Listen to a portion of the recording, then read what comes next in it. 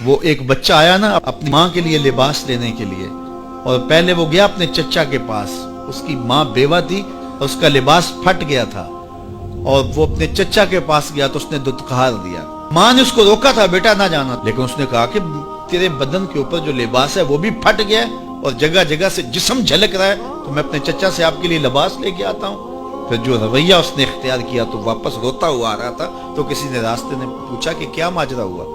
اس نے کہا چچا کے پاس گیا تھا ماں کے لیے لباس لینے، اس نے دلا کے بھیج دیا۔ اللہ اکبر۔ تو اس نے کہا کہ جا سین حرم میں محمد نام کا ایک شخص بیٹھا ہوا ہے، اگر تو اپنا دکھڑا اس کے سامنے پیش کرے تو وہ امید ہے تمہیں رد نہیں کریں گے، لیکن سن لے ان کا دین کوئی اور ہے۔ اللہ اکبر۔ اپنے ماں کے پاس آیا تو ماں کو کہا کہ چچا نے رلا کے بھیج دیا، لیکن آپ کی حالت مجھ سے دیکھی نہیں جا رہی۔ بچہ ابھی شعور کی منزلوں میں قدم رکھ رہا تھا، پہلے بہت چھوٹا تھا، اب اس کے اندر ایک جذبات تھے بچے کے اندر۔ تو ماں نے کہا کہ بیٹا نہیں، ان کے پاس نہیں جانا، سنا ہے کہ جو ان سے ملے دین دھرم چھین لیتے ہیں اس کا۔ اللہ اکبر۔ تو حضور علیہ الصلوۃ والسلام کے پاس جانے سے ماں روکنے لگی، لیکن بچے نے کہا کہ امی میں پکا رہوں گا، بتوں کا وفادار رہوں گا، تم اس ٹینشن کو، اس پریشانی کو چھوڑ دو۔ اور حضور کی خدمت میں حاضر ہوا۔ حضور صحن حرم میں چادر اوڑے بیٹھے ہوئے تھے، اور جا کے کہنے لگا میں پہلے بات آپ سے کر لیتا ہوں، آپ کا دین میں نے قبول نہیں کرنا۔ حضور مسکرا کے بولے بیٹا بتاؤ کس لیے آئے ہو؟ کہا میری ماں بے لباس ہے، میں آپ سے لباس لینے آیا ہوں۔ حضور نے چادر رحمت اتار کے اس کے کندھوں پہ ڈال دیا۔ اللہ اکبر۔ وہ واپس آ گیا اور ماں پر حضور کی چادر اڑائی۔ اللہ اکبر۔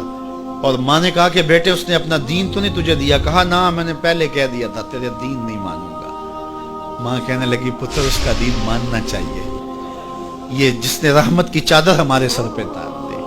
اللہ اکبر۔ تیری تک کے ادامہ میں مرید ہو گئے۔ اس بوڑھی عورت کا قصہ بھی آپ نہیں بھول سکتے، جو گھر کا سامان باندھ کے اپنے دروازے پہ بیٹھی ہوئی تھی، اور اس نے سنا تھا مکے میں ایک جادوگر آیا ہے جسے ملتا ہے اس کا دین چھین لیتا ہے، کہیں ایسا نہ ہو کہ کہیں اس سے ملاقات ہو جائے اور وہ دین ہی میرا چھین لے، مجھے شہر چھوڑ دینا چاہیے۔ گھر کے تھڑے کے اوپر سامان باندھ کے بیٹھی ہے۔ حضور بھی گزرے، اس نے دیکھا تو کہا بھتیجے یہ سامان میرے سر پہ رکھ دے۔ حضور نے سامان اٹھایا، دیکھا تو بوجھل تھا، وزنی تھا، اور بڑھیا کو دیکھا تو کمزور تھی۔ تو کہا کہ بڑھیا اگر چاہو تو جہاں چاہتی ہو میں خود نہ چھوڑا۔ اس نے کہا اس سے بڑی مہربانی کیا ہوگی؟ حضور نے سامان اٹھایا ہوا ہے اور بڑھیا سے باتیں بھی کرتے جا رہے ہیں۔ تو بڑھیا کو کہا کیوں جا رہی ہے؟ اس نے کہا کہ سنا ہے یہاں ایک جادوگر ہے جو لوگوں کا دھرم لوٹ لیتا ہے، لوگوں کا دین لوٹ لیتا ہے۔ میں نے ساری زندگی بتوں سے وفا کی، میرے آباء و اجداد نے بتوں سے وفا کی ہے، میں چاہتی ہوں دین اجداد ہاتھ سے چھوٹ نہ جائے، آخر اس شہر میں رہتی ہوں کہیں مل نہ جائے۔ خیر حضور نے کچھ نہیں کہا، اس کا سامان نہیں پھینک دیا کہ ٹھیک ہے تم پھر جاؤ۔ سامان اس کا اٹھایا اور جہاں تک اس نے جانا تھا سامان پہنچایا، سامان سپرد کر کے واپس پلٹنے لگے۔ تو اس نے کہا بچے اپنا نام تو بتا دے، لوگ کہیں گے کہ مکہ چھوڑ آئی ہو تو بتاؤں گی ایک جادوگر کے دکھ سے چھوڑ آئی ہوں، تو وہ کتنا برا بھلا کہیں گے شہر مکہ کو کہ جس مکہ سے لوگ نقل مکانی کرنے پہ مجبور ہو گئے۔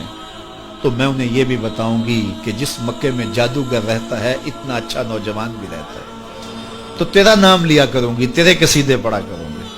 تو حضور علیہ السلام مسکرا پڑے، کہا بڑھیا جس جادوگر سے بھاگ کے آئی ہے وہ تیرے سامنے کھڑا ہے۔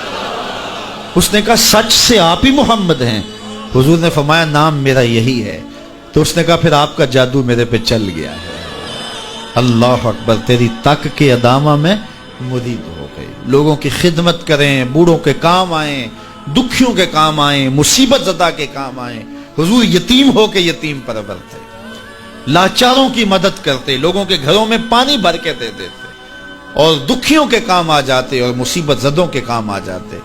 تو حضور سے پیار کرنے والوں، امت میں آپس میں حسد نہ پھیلاؤ، بغض نہ کرو، نفرتوں کے پہاڑ کھڑے نہ کرو، ایک دوسرے سے پیار کرو، جڑو، امت وحدہ بنے، اور اپنے ماحول کو، اپنی معاشرت کو ایک خوبصورت معاشرت کا رنگ دو، اور اپنی زندگی کو حضور کے نام کر دو۔